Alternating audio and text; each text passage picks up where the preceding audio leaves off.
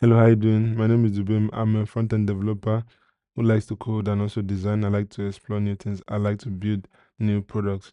So today we are going to be continuing with the package exploration series where we discover awesome packages for your front-end, back-end, whatever project you're interested in working on. So today's an interesting one. It's called UFO, and this particular tool really helped me to work better with URLs and especially with file names, paths, and things like that. Like it has everything in place, like everything that you would ever need to work with URLs, links, and things like that. Especially, I do a lot of work around static sites, so and while customizing like the build process and all that and some automations like one of the last things you would want is to miss something because you did a wrong comparison of path names, so and this tool is a wonderful tool. So I actually took down some notes to help guide our exploration of this particular tool.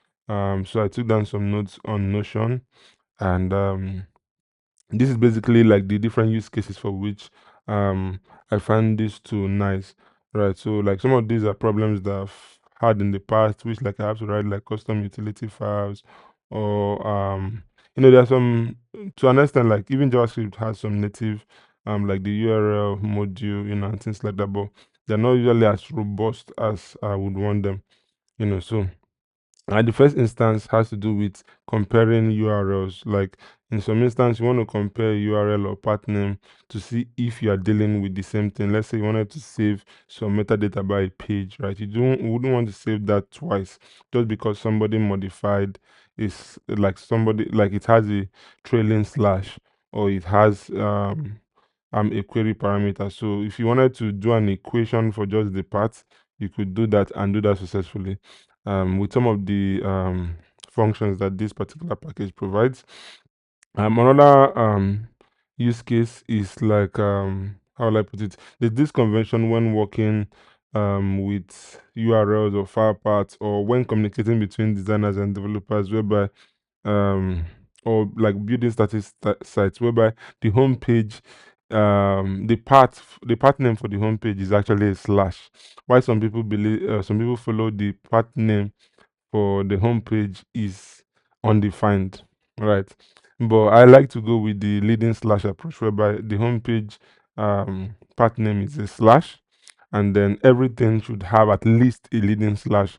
So let's say about page, the path name for about page should be slash about, right? But people who would go with the undefined convention would say the path name for about is about, right? So I think everyone with their own approach, So it has some tools that help you to normalize, your URL to follow a particular standard, right?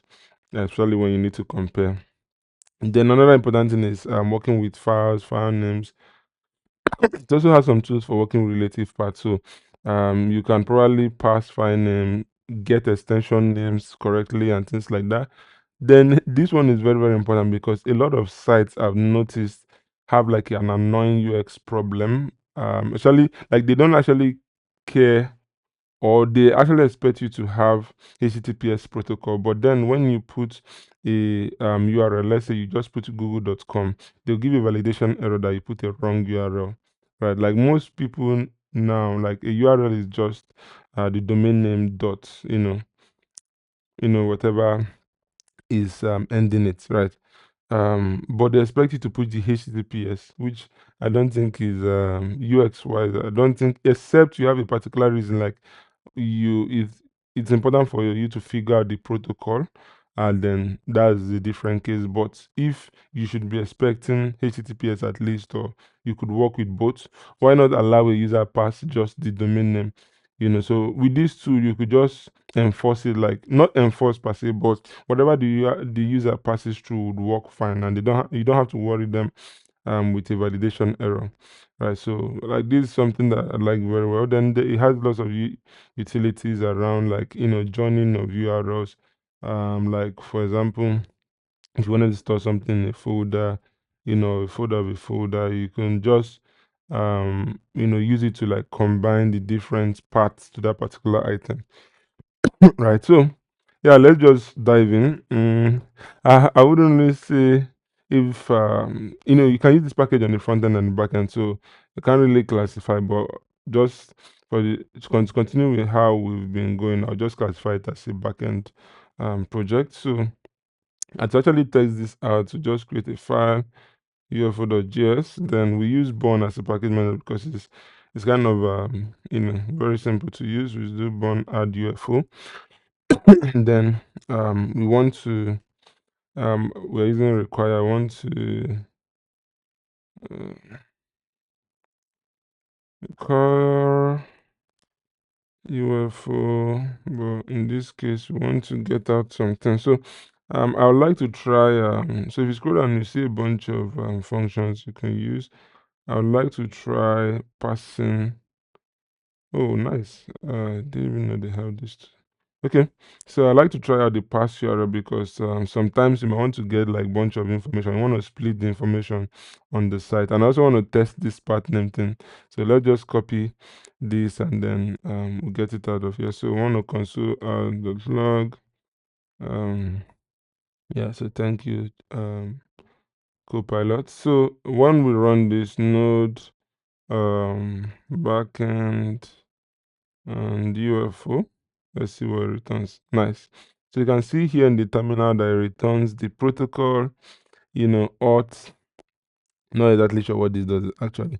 Then the host name, the path name. So in this case, like by default, like it's okay. Yeah, some people see path name like for home page as an empty string, not necessarily undefined as well. Then the search param, the hash. So just gives you basic information about the URL. But let me also try to see what it's going to give me when I put a slash in front. Nice. So this is a very common issue when working with static sites, or if you're writing a backend that has to do with pages. You know, um, if you're not careful, you make duplicate records, or you would have wrong equations because you're not actually checking for the same thing, right? So yeah, I just wanted to check that particular thing. So let's also explore some other use cases like the is equal thing, right? So I'm just gonna copy this. I want to test for something. So what I want to test in this instance is let's see how it's being used. I want to test the path names. Okay, let's even test the entire URL. So we want to test with a slash or without a slash. Does it work? So this should work fine. Like it should return true, right? This will prevent us from like having duplicates. Like if let's say the URLs are coming from user records or a sitemap or wherever, you'll be fine because yeah. So you see it's true. Let's even see. Let's even try an edge case. What if I add slash? It does have a utility for removing duplicate slash. So it's saying false now. And if we were to pass, let's pass this and see. So yeah. So you see that this is a totally different case when you have double slash. So most times you want to escape that. You want to remove double slash, like aside the protocol double slash. So you see that this works fine. We can easily compare two URLs or two path names, right? Confidently. So I also want to check this is same path. So I guess it still works the same, but in this case we should be testing for just the path, right? So if I were to take this down about, and then this about should be the same thing. Should be the same thing. What am I missing? Okay, yeah. So let's see. The same part. It returns false. Okay. Okay. I guess this is the function we should avoid anyway. But it probably has its own use case, It probably has its own use case. So yeah. So we want to also check for passing of file names, and I think I saw something for extension as well, if I'm not I'm not mistaken. Okay. Let's see. Mm, I'm not sure I saw for extension. Anyway, there are different tools for you to also extract the extension, or you could just pop out, you could just split by the dot, or you pop out the last item. But yeah, so this is something that I wouldn't want to test it because it's just a straightforward thing. So let's test this with HTTPS function. This is the one I told you that it's a good UX fix, right? So you can see from here what it does. It converts HTTP to HTTPS, and it also adds the protocol. So how would I use it? So if I were to come here now, right, and then I try to put in example.com. So it's going to return HTTPS regardless. So let's try it. So nice. So even if I were to do HTTP, it's still going to make it HTTPS, right? And it also has one for HTTP anyway, if for some reason that is what you want to coerce, you know. But I like this one very well because my user doesn't have to worry about if they put HTTPS or not. you know then finally, this join URL thing is simple and straightforward. We don't want to go through it, but I just sharing with you some of the use cases I have for UFO. Let me know if this is a tool you would like to use, and what you use it for. Remember to share if you find any interesting packages with me. Make sure you like, comment, share this video with your friends so that we can reach more people.